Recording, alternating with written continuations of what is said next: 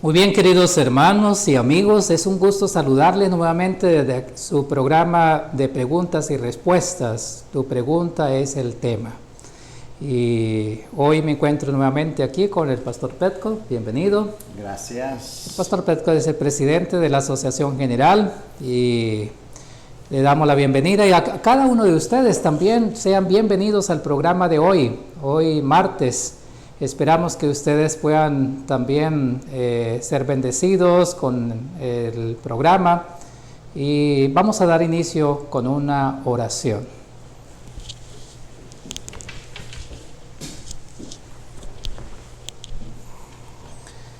Padre nuestro que estás en los cielos, gracias te damos por la oportunidad que nos regala de poder estar delante de ti en este momento para pedir tu bendición.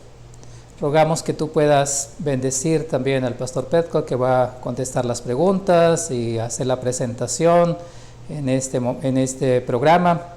Y te pedimos también por las personas que se conectan, las personas que han de ver también después el programa, tú puedas bendecirles y que podamos despejar seguramente dudas, inquietudes en cuanto a este tema. Y te rogamos que tú puedas bendecir también cada uno de nuestros hermanos, especialmente oramos por nuestros hermanos en Ucrania. Tú puedas bendecir también a aquellos que están pasando necesidades, que están sufriendo por la guerra. Tú puedas realizar tu obra en los corazones de las personas para que sean consolados. Oramos también por los enfermos, por los necesitados. En tus manos queremos colocarnos en este momento porque pedimos esta bendición en el nombre de nuestro Señor Jesucristo. Amén. Amén.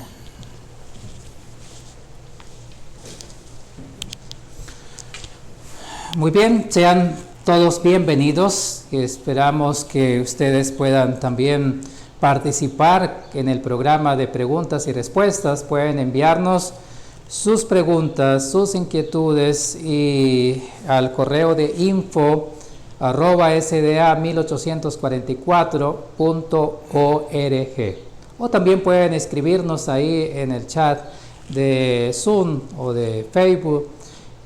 Pueden dejar también sus preguntas, sus inquietudes. Gracias por estar con nosotros nuevamente en el programa de hoy. Y hoy tenemos la continuación de la temática que hemos venido estudiando acerca del cristiano y las armas. Entonces vamos a ver acerca de, la semana pasada hemos visto una parte hasta el Nuevo Testamento y la vez pasada vimos en el Antiguo Testamento. Hoy vamos a ver un poco más adelante del Nuevo Testamento, de los tiempos de la iglesia primitiva y ahí en adelante lo que sucedió acerca de lo que corresponde nuestra fidelidad en cuanto a los principios del Señor. Muy bien, tengo aquí unas preguntas, Pastor Petko, para esta tarde y son las siguientes. Sabemos que los apóstoles defendieron a sí mismos al Señor Jesús en el huerto de Getsemaní. ¿Y cuándo cambiaron su perspectiva de defensa o de sumisión? Bueno, tenemos la respuesta de nuestro Señor Jesús cuando Pedro sacó la espada y hirió el siervo del sumo sacerdote. Entonces ahí nuestro Señor dijo, guarda la espada. Y entonces se entiende que la defensa propia tampoco es la voluntad de Dios. No solo esto, pero también en la Sermón de la Monte, nuestro Señor Jesús declara que prácticamente el asesinato no es solo una acción física, hiriendo o matando a una persona, pero también una violencia verbal, una situación ofensa o tener odio en su corazón. Ya eso se considera para el juicio suficiente para que uno sea condenado. Entonces este punto de vista espiritual de la ley de Dios nos deja entender que el cristianismo puro o el carácter de Dios como tal revelado en nuestro Señor Jesucristo excluye esa parte de defensa, sino Jesús mismo podía defenderse. Él tenía el poder divino, la disposición de los ángeles santos, y podía defenderse y no dejar ser crucificado, pero él no lo hizo porque el sacrificio fue parte de la predicación y del evangelio. Muy bien. Hay una segunda pregunta. Durante la era romana, los cristianos fueron perseguidos. ¿Se defendían ellos durante este tiempo o había algún pensamiento, digamos, especialmente en los jóvenes, para defender el cristianismo? Es interesante como los cristianos en el Nuevo Testamento ya tenían la doctrina de Cristo, no se defendieron.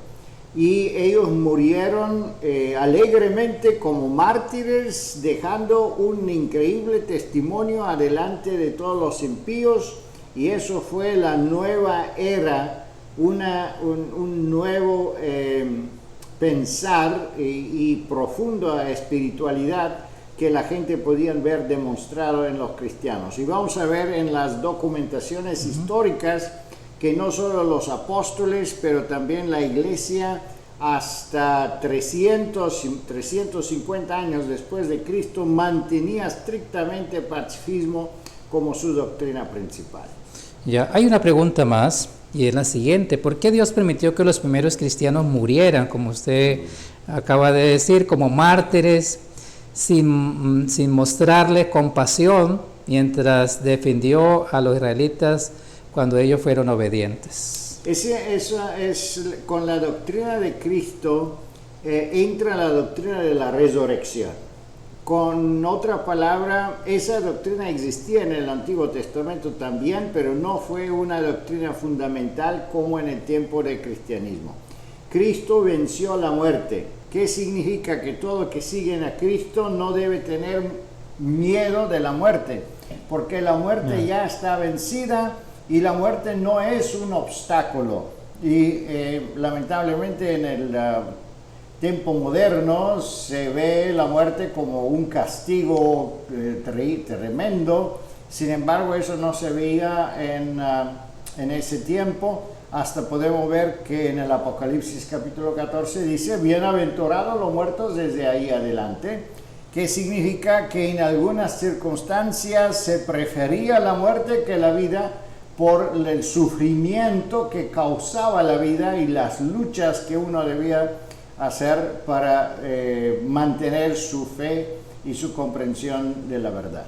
Así es interesante cómo, como se habló, usted hablaba ahora de Pedro, que quiso defender al maestro con su espada, ¿no? Y sacó su espada para cortarle la oreja, en este caso a este siervo, el sacerdote. Pero es interesante también cómo él después está dispuesto a ser castigado, golpeado, y cómo hubo un cambio, ¿no? Hubo un cambio en el caso de Pedro y también de los demás discípulos, y seguramente de la iglesia primitiva de ahí en adelante. No resistencia, no defensa personal, sino todo lo dejaron al Señor. Y creo que eso es lo que vamos a ver ahora en las diapositivas. Sí. Y también Jesús habló a Pedro que cuando él se convierte, que puede servir a las ovejas. ¿Sí? Entonces es obvio, es una indicación de parte de nuestro Señor Jesús que Pedro todavía no estaba convertido. Sí. Puede ser un apóstol, un discípulo a Jesús, pero la conversión es un asunto misterioso que sucede cuando el Espíritu Santo toma una posición completa de la persona. Y eso sucedió después de la muerte de Cristo, es cuando se comprendió el Evangelio. Así que nosotros estamos hablando de los cristianos convertidos, porque los cristianos que son cristianos quizá convencidos, pero todavía no convertidos. Claro, es difícil este punto entenderlo y Va a ser como Pedro, va a sacar la espada. Sí, mucho más difícil practicarlo cuando estamos en dificultad. Uno intenta defenderse de una vez. Sí. Así es, eso es. Vamos a ver entonces las diapositivas para aclarar más acerca de este tema. Sí, gracias. Vamos a ver de verdad esa presentación y podemos observar algunas citas históricas. No tenemos tiempo a hacer un estudio detallado de todos los escritos que están de ese tiempo, pero en fin de la presentación vamos a presentar algunos libros que tenemos disponibles, y en estos libros cada uno puede profundizar su conocimiento en este tema. Vamos a empezar con los primeros escritos de así dichos padres de la iglesia. Son los primeros escritores históricos que tenemos en este tiempo, y tenemos el año 160, 185 después de Cristo. Uno es Justin el mártir y otro es Tatian. Y vamos a ver qué dice Justin el mártir. Nosotros mismos estábamos muy familiares con la guerra, asesinatos y todo lo malo, pero todos nosotros en toda la tierra hemos comenzado con nuestra arma de guerra. Hemos cambiado nuestras espadas por arados, nuestras lanzas por aperos de albranza. Ahora cultivamos el temor de Dios, la justicia, la abundancia, hasta que el hombre, la fe, la expectativa del futuro que nos ha dado el mismo Padre a través del crucificado. Entonces entendemos que desde el principio la doctrina, no solo de los apóstoles, pero de los seguidores cristianos, los primeros autores cristianos escriben que la doctrina cristiana en ese tiempo fue netamente pacífica, y que dice es que todos nosotros, con otra palabra, que son convertidos, tenían armas y participaban en la guerra y vendían y comerciaban con armas, pero ahora ¿qué estamos haciendo? Estamos cambiando esas armas en instrumentos útiles de trabajo, y cultivamos ahora un carácter cristiano. Más claro está un poco más tarde, Tatian, que es un discípulo de Justin. Vamos a ver qué dice: no quiero ser rey, no quiero ser rico, rechazo el servicio militar, odio el adulterio. Aquí tenemos una indicación muy importante, que no solo el servicio militar o usando las armas se está condenando, sino también ser rey, que significa ser gobernador, ser parte de la política de este tiempo. Entonces el cristiano debía apartarse del poder político, del poder militar, y entonces dedicarse netamente al desarrollo de su carácter. Seguimos más adelante, el año 130 hasta el año 202, seguimos Irineo de Lyon, es un autor muy importante también relacionado con el asunto del adulterio, recasamiento, divorcio y todo eso. Entonces él escribe aquí muy claramente que por la ley de la libertad, es decir, la palabra de Dios, predicaba de los apóstoles que salieron de Jerusalén por toda la tierra, hizo tal cambio en estado de las cosas que están naciones formaron de espadas y lanzas de guerra en rejas de arado. Y otra vez él repite lo mismo que hemos leído, que hay una conversión, es un cambio desde las armas de guerra que se cambian para instrumentos útiles de agricultura. En instrumentos utilizados con fines pacíficos, y la que ahora no están acostumbrados de pelear, pero cuando son golpeados ofrecen también la otra mejilla. aquí se hace una indicación que no solo las armas no se usan para guerra y herir a otras personas, pero también la defensa propia se está evitando. ¿Por qué? Por la doctrina de Jesucristo, que si te golpean, entonces tú das la otra mejilla. Un poco más tarde, 200 años después de Cristo, tenemos un otro autor que se llama Hipólito, y vamos a ver qué escribe él. A un soldado de la autoridad civil debe enseñarse a no matar hombres y a negarse a hacerlo si se le ordena, y a negarse a prestar juramento. Si no está dispuesto a cumplir, debe ser rechazado para el bautismo. Un candidato militar o magistrado cívico que viste la púrpura debe renunciar a ser rechazado. Si un aspirante, un creyente busca convertirse en soldado, debe ser rechazado porque ha despreciado a Dios. Aquí tenemos una formulación muy práctica, es como una cita de un manual de iglesia. Y una persona que es soldado no puede ser miembro de la iglesia. Y una persona que fue miembro de la iglesia pero se convierte en soldado debe ser excluida de la iglesia. Eso es prácticamente netamente la posición de muchos protestantes. Más tarde vamos a ver en esta presentación. Y después los adventistas asumen totalmente también esta postura en tiempo de la guerra civil. Vamos a ver eso en la próxima presentación.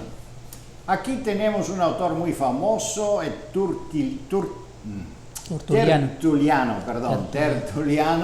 160 hasta 220.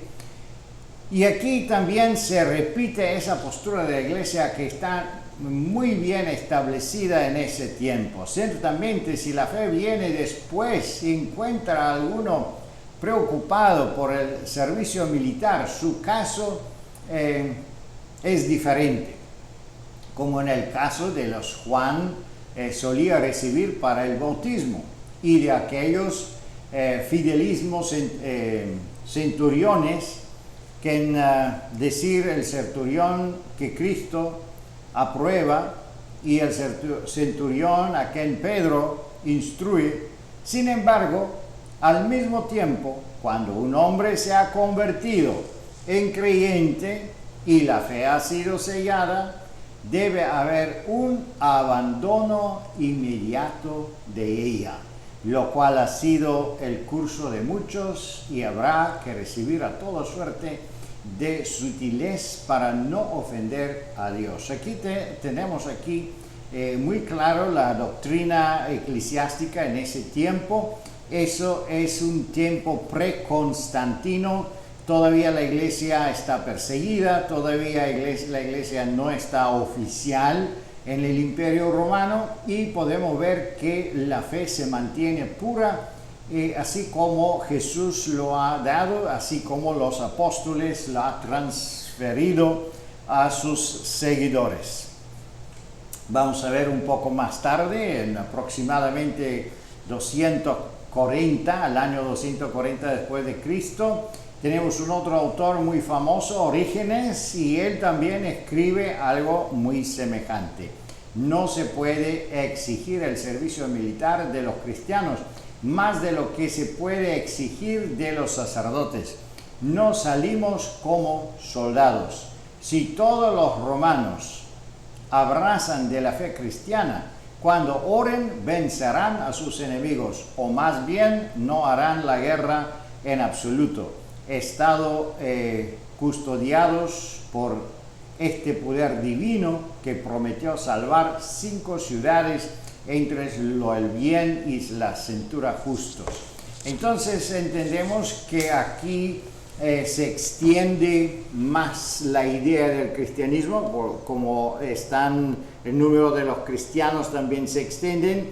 Entonces el informe es que ninguno de los miembros de la comunidad cristiana pueden ser soldados, y ya está la polémica, podemos ver que si todos se convierten en cristianos, entonces el gobierno será sin ejército, ¿y qué vamos a hacer? Entonces él dice, aquí está la polémica o la contestación de la pregunta, diciendo, entonces no será necesario de ir a la guerra porque Dios luchará por nosotros. Y eso es algo que se puede ver en algunos casos en el Antiguo Testamento. De ninguna manera un compromiso todavía se está presentando, porque todavía estamos en la época pre-constantina, donde todavía la iglesia no está legalizada o aceptada como iglesia oficial del Imperio Romano. Más adelante vamos a ver un otro autor importante. Ya llegamos a 347, cerca del tiempo de cuando Constantino oficialmente acepta el cristianismo, para que ahora entiendan esta es una nueva clase de guerra y no la costumbre habituales de unirse en la batalla. Cuando los envió sin nada, dijo, así marchando mostrad la mansedumbre de los corderos, aunque debéis ir a los lobos, porque así mostraré mejor mi poder, cuando los lobos serán vencidos por los corderos. Pero si aquemos como lobos somos vencidos, porque entonces la ayuda del buen pastor se aparta de nosotros, que no cría lobos sino ovejas. Entonces aquí también se hace muy claro que nosotros debemos vencer el mal con lo bueno, con el buen ejemplo, no con violencia, no con armas, y que Dios tiene ovejas, no tiene lobos, no tiene para atacar. Sí, no tiene animales feroces, animales violentos. Por lo tanto, aquí se trata de la simbología del Evangelio, y el mismo Jesús está simbolizado como el Cordero, y el Cordero fue matado, fue sacrificado, pero no resistió, pues no hizo una rebelión, una defensa propia. Por lo tanto, hasta aquí tenemos una defensa absoluta en todo el tiempo pre-Constantino, una idea conjunto y clara del pacifismo. Aquí llegamos a 354, cuando ya Constantino, emperador Constantino, acepta la fe cristiana, y entonces él legaliza el cristianismo como una religión estatal. Entonces Estado y religión se están uniendo, y justo con el cambio del día del sábado al domingo, así también aquí hay un cambio, porque la iglesia cristiana debe ahora justificar de alguna manera las guerras, porque el emperador sí quiere seguir teniendo guerras. Entonces la iglesia salió con 7 puntos de justificar guerra, o principios de la teoría de guerra justa. Vamos a ver que más adelante, en la Edad Media, no solo tenemos guerra justa, pero entonces tenemos también la guerra santa. Entonces vamos a ver los puntos. Es una extracción de los escritos de Agustín de Hippo. El primer punto es el último recurso, que significa que el gobierno debe primero presentar una forma pacífica de resolver el conflicto. Número 2, autoridad legítima, que significa que una guerra justa se puede llevar solo por un gobierno, un rey legítimo, no es por una grupo de personas, por una rebelión o cualquier tipo de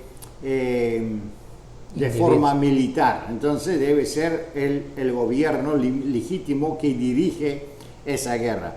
Número 3, debe tener una causa justa, y eso es que vemos hoy, por ejemplo, con la guerra Rusia-Ucrania. se intenta de justificar o de presentar la guerra, si es justa, si no es justa, o quién es justo y quién no es justo. Y aquí dice, una guerra justa debe ser la respuesta de un mal sufrido.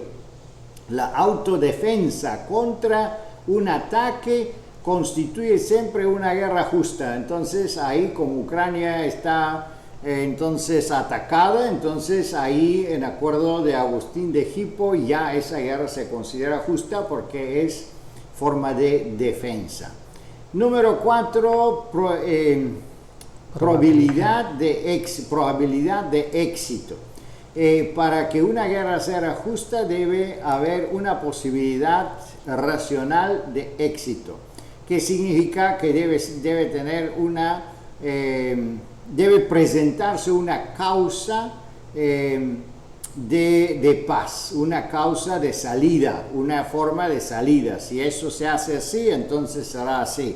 Y se presenta un cuadro justo. Número 5, intención correcta. El objetivo principal de una guerra justa es restablecer la paz. Y eso es que vemos en todas las guerras, intentan de restablecer la paz. Y algunos dicen cómo restablecen paz con guerra. Es de verdad muy difícil entenderlo. Es una contradicción absoluta, pero bueno, eso es que vemos que todo el tiempo se está haciendo. Número 6, proporcionalidad. La violencia en una guerra justa debe ser proporcional y las bajas sufridas. Las naciones involucradas en la guerra deben evitar acciones militares desproporcionadas, que significa que no podemos hacer una guerra demasiado grande, debe ser una guerra pequeña, solo para vencer, no más. Y número 7, víctimas civiles deben ser evitadas. Y eso es que vemos todo el tiempo que se está hablando en las noticias, si hay víctimas civiles o no hay. No Hoy día con las armas de exterminación masivas, eso es casi imposible. Mueren muchísima gente. Empiezan con números de 100, de 200, de 300 y hasta el fin de la guerra miles no alcanzan de abarcar el número de los civiles muertos. Por lo tanto, esos 7 puntos que justificaban la guerra fueron prácticamente forzados porque la iglesia fue ya aceptada, unida con el Imperio Romano, y debía de una forma justificar la guerra porque el emperador necesitaba esta justificación para ir adelante y conquistar otros países. Vamos a ver en la Edad Media, ya entramos en el año 500 hasta 100, 400, 500, y aquí tenemos una descripción de parte de los reformadores de las iglesias, entre los cátaros y los valdenses, los lollardos y los hermanos checos. Se renovó el antimilitarismo pre-Constantino de todo lo que a partir del siglo XI podemos retomar una vez más, aunque al principio solo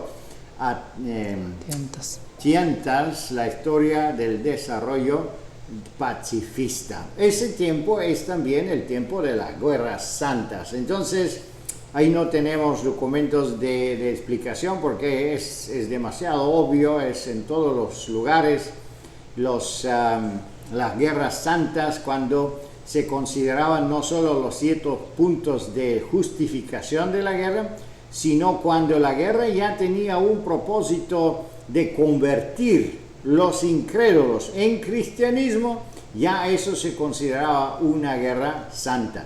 Y las guerras santas no solo se llevaron a Jerusalén, a liberar a Jerusalén, que fue uno de los puntos centrales, pero también se enviaron ejércitos al norte a convertir los vikingos, a todo el norte donde hoy está Rusia, donde está Estonia, todo fue invadido por guerreros de las guerras santas en ese tiempo, enviados por la Iglesia Católica. Entonces podemos ver que los reformistas en ese tiempo, uno de los puntos principales que ellos reformaban fue también el pacifismo. Aquí tenemos, por ejemplo, un testimonio histórico de los bogomilos. Es un movimiento de creyentes en territorio de Tracia, que hoy día es Bulgaria, Serbia, Macedonia, el norte de Grecia.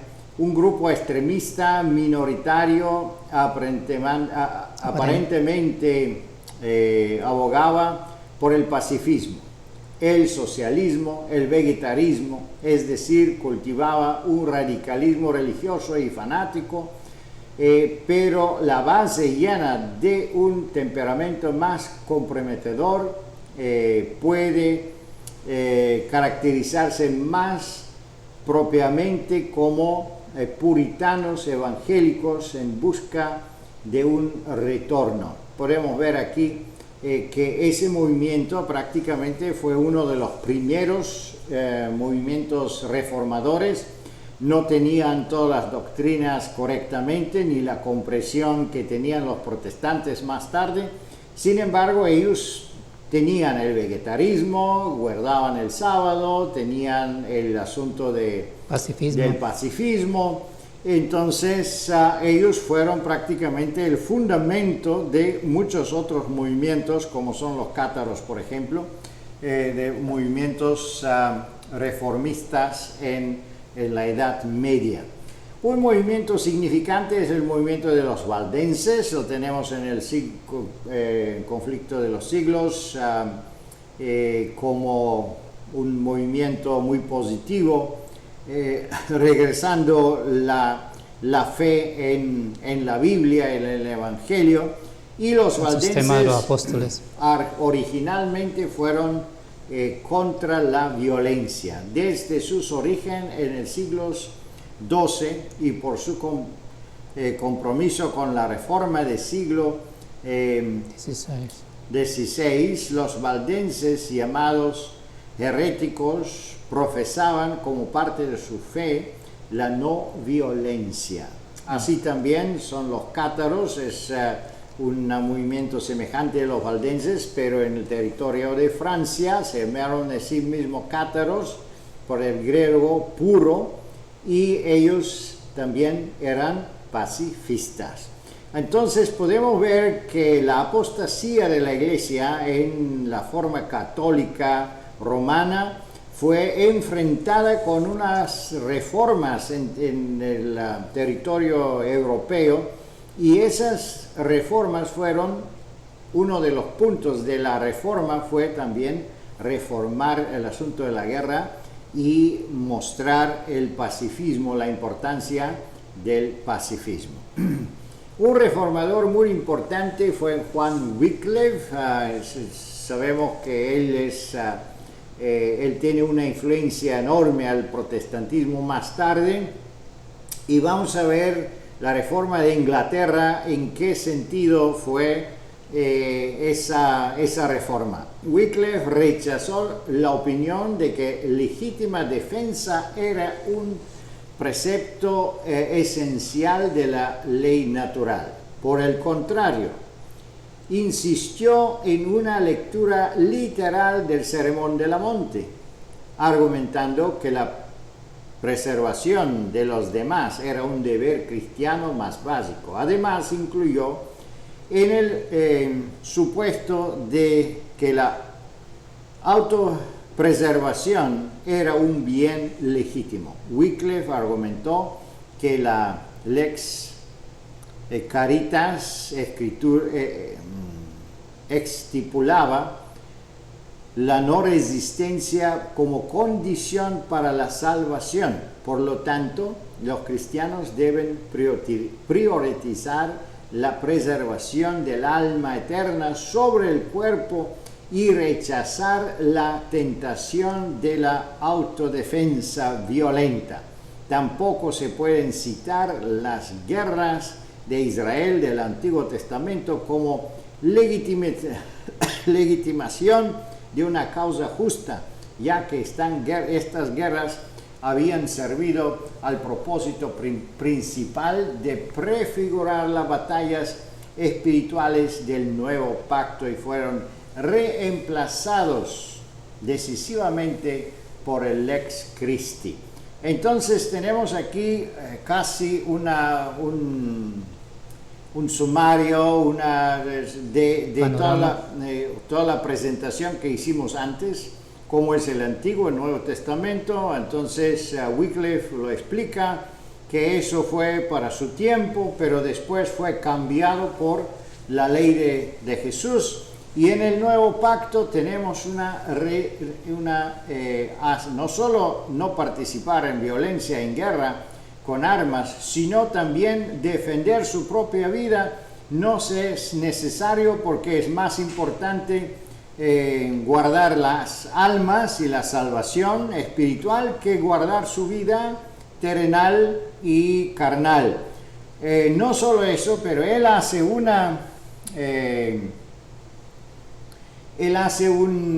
análisis de la oración de Cristo, donde dice que para recibir perdón de nuestros pecados debemos perdonar a nuestros prójimos o nuestros enemigos. Entonces él dice, ¿cómo podemos perdonar a nuestros enemigos si nosotros lo matamos? Pues eso ya no podemos orar con la oración de Jesús. Entonces no podemos ser salvos, no podemos recibir el perdón, y si no podemos recibir el perdón ya estamos perdidos.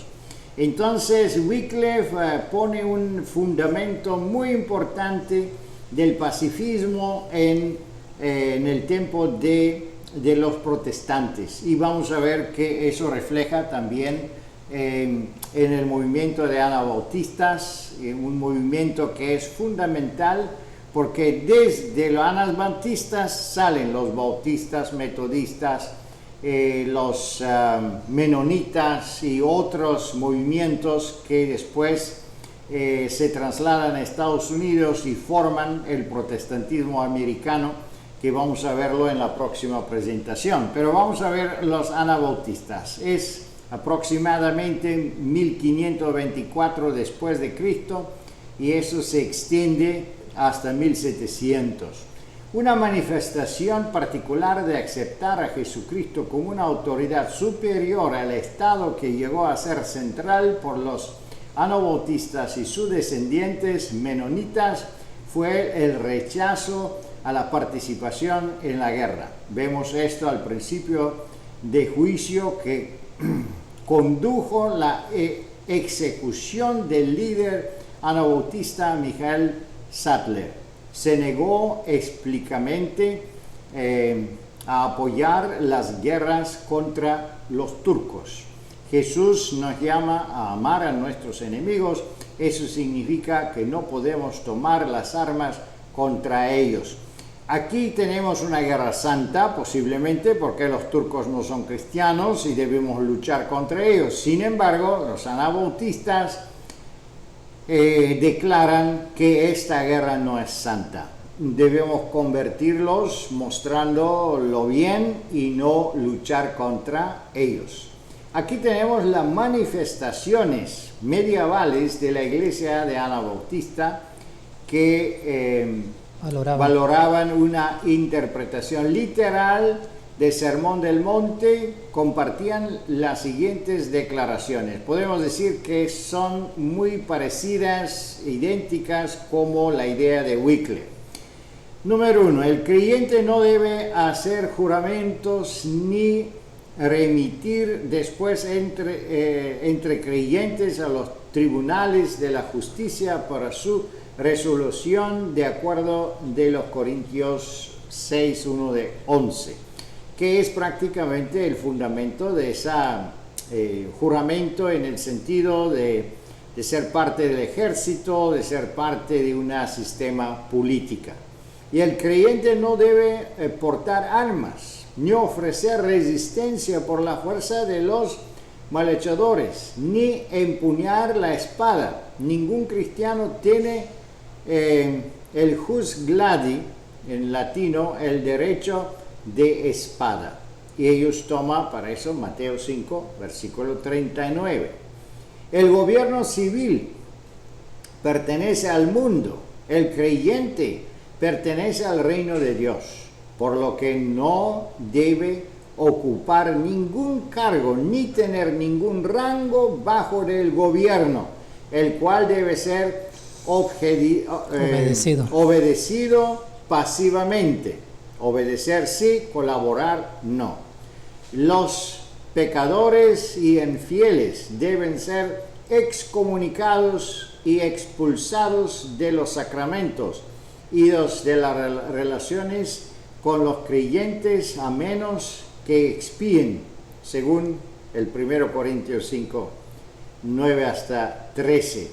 Pero no se practicará violencia contra ellos. Eso es un manifiesto muy interesante, es como principios de fe que ellos se formaron, y eso es el fundamento prácticamente del desarrollo futuro del protestantismo, y especialmente de los muchos que emigraron a Estados Unidos y formaron también esos movimientos pacifistas que siguen hasta hoy, que son los Amish y los menonitas, y también con ellos se unieron los adventistas.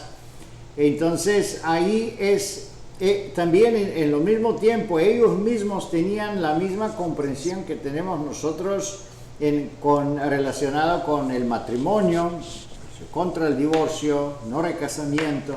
Entonces esos son los movimientos que siguen la misma línea heredada, la doctrina heredada de Jesús, de los apóstoles, de los primeros cristianos. Intentan de reformar la apostasía de la Iglesia Católica porque se unió con el poder romano, con el poder civil. Y hasta hoy las iglesias que están unidas con el gobierno, ellos están promoviendo obviamente también la participación en la guerra con soldados y así. ¿Por qué? Porque como están unidos con el gobierno, entonces no quieren rechazar las armas o esta función del gobierno. Me recuerdo que una vez el presidente de Estados Unidos decía que si ellos adoptan el pacifismo, como dice la Biblia, entonces deben desarmar el ejército y la defensa del país. Y eso es exactamente que decían los autores. Si ellos hacen eso, entonces pueden reclamar que Dios les protege, o quizá no será ninguna guerra.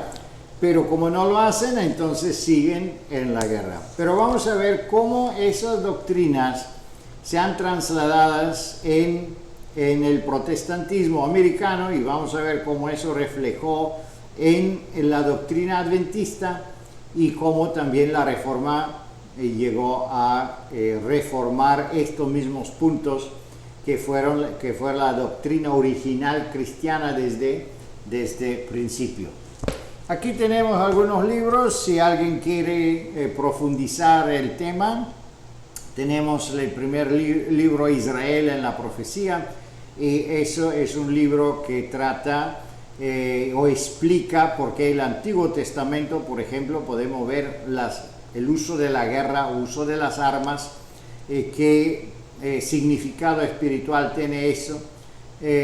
Entonces tenemos un otro libro de hermano Egerter, El Camino de los Adventistas, donde se explica la historia del adventismo en el asunto del pacifismo, cómo eso afectó la iglesia, diferente postura que tenía la iglesia, y cómo después la reforma en Alemania llegó de restaurar o restablecer el pacifismo de nuevo. Tenemos un otro libro, El Pacifismo Cristiano, que habla de la doctrina del Nuevo Testamento, por qué en el Nuevo Testamento no se practicaba más la guerra. Entonces ahí pueden ver ustedes muchas más citas históricas, más detallado el desarrollo de ese tema en la historia. Los fieles permanecen, es un otro libro de hermano Di Franca, y ahí tenemos la experiencia de muchas en el tiempo del cristianismo, cómo el pacifismo prácticamente ha vencido y cómo Dios protegió los fieles. Y el último es una historia de la iglesia, una historia del Nuevo Testamento, y llega hasta la Reforma, la historia de la Reforma, y cómo prácticamente las profecías se están cumpliendo, pero también este punto doctrinal cómo está desarrollado en la historia, y ahí tenemos también muchas citas históricas de diferentes autores fundamentales. Muy bien, gracias Pastor Petko por la explicación que hemos tenido. Ha sido amplia acerca de la historia, ¿no? Hemos visto desde el Nuevo Testamento de los apóstoles hasta el año 1700 y pico, así de que nos queda ahora mirar qué pasó después de ese año. Ya hemos visto en tiempo de los reformadores, ahora cuando se inició la iglesia adventista, qué posición tomó, cuáles fueron los principios que adoptaron, si aquellos de los reformadores, de los valdenses, y cuáles son los principios que debemos tomar también nosotros hoy. Ese va a ser el próximo tema, así de que no se lo pierdan, ¿es verdad? Así es. Así es. Ok, así entonces están invitados, y vamos a invitar al Pastor Petko para la próxima semana para que nos dé una explicación más acerca de lo que concierne a nuestro tiempo y lo que debemos hacer nosotros como iglesia en este último tiempo. Si ustedes tienen preguntas, inquietudes, por favor pueden escribirnos de este tema para poder ampliar más para la próxima semana. Así de que esperamos que ustedes puedan dejar los comentarios, las preguntas, o escribirnos directamente al correo de info@sda1844.org. El ¿sí? punto principal del tema del pacifismo tiene que ver con la doctrina de la resurrección. Yeah. Eso fue la respuesta también de la pregunta que tenemos aquí.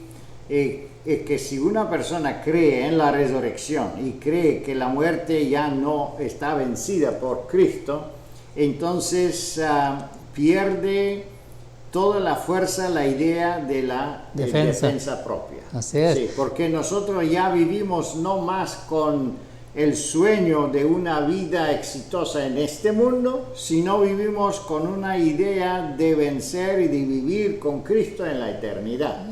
Entonces, dependiendo de la prioridad que tenemos, ahí está nuestra inquietud o nuestra posición. Y la posición de la defensa propia o de la violencia, de las armas y de guerras, es defender una causa en este mundo, mantener la vida carnal hasta que se puede, pero eso no está promovido en la doctrina cristiana. Eso es un asunto que se considera que, como dice Jesús, quien gana su vida perderá la vida eterna. Y es que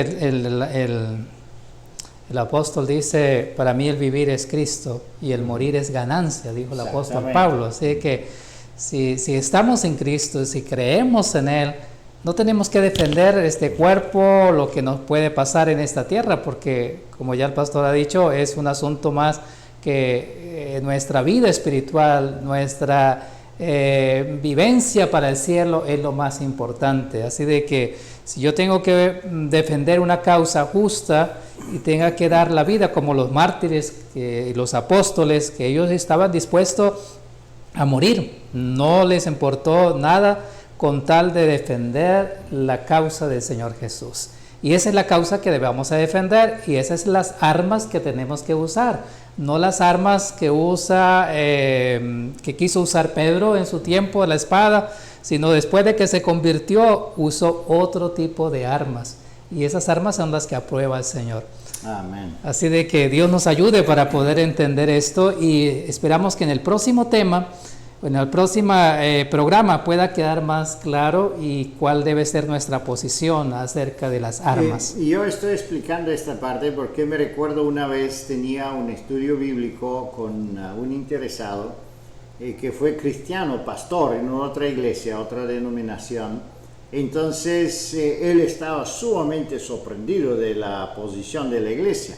Entonces le dije, pero ¿cómo estás sorprendido si tú has predicado la Biblia tantos años, más de 20 años, pastor? ¿No has leído los versículos bíblicos que dice que quien gana su vida, pues la pierde, y esto y lo otro? Le mostré varios. Entonces él dijo, sí, pero nosotros jamás lo hemos comprendido eso literal.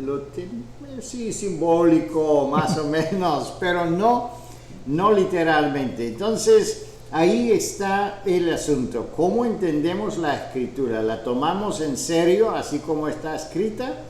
¿O lo dejamos en la interpretación? ¿O depende de las circunstancias y todo eso?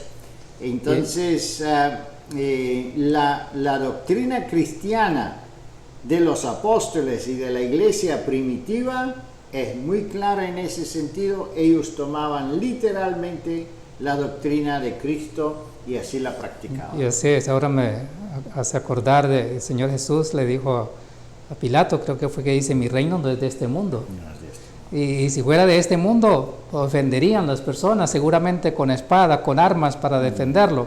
Pero mi reino no es de este mundo, así de que si estamos con el reino de Cristo, no es de este mundo, y las armas no son de este mundo las que vamos a usar, sino las armas espirituales, las armas del reino de Dios. Así de que eso es lo importante, que podamos entender en qué reino estamos nosotros. Si estamos en el reino de Cristo, entonces vamos a trabajar con las armas de Cristo, ¿no?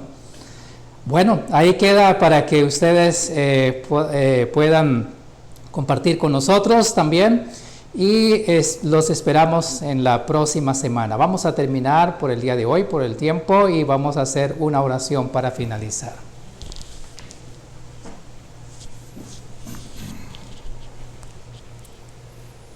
Amado Padre Celestial, te damos gracias, Señor, por tu gran misericordia y por la posibilidad y privilegio que tenemos, Señor, de ofrecerte nuestra vida, ofrecerte nuestro servicio para ser cristianos verdaderos. Ayúdanos, Señor, vencer el miedo de la muerte y el miedo de sufrir, y ser fiel hasta el fin, así como tú lo desees en tu palabra.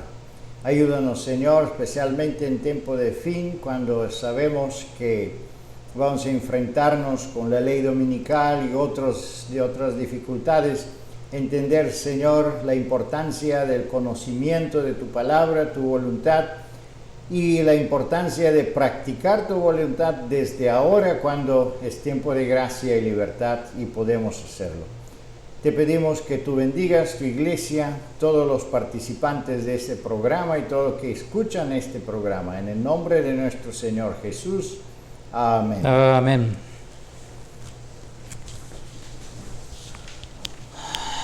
Muy bien, muchas gracias, Pastor Petco, por haber estado con nosotros hoy, y a cada uno de ustedes, muchas gracias por acompañarnos en su programa de preguntas y respuestas. Tu pregunta es el tema, y los esperamos para la próxima semana. El Señor les bendiga. Amén.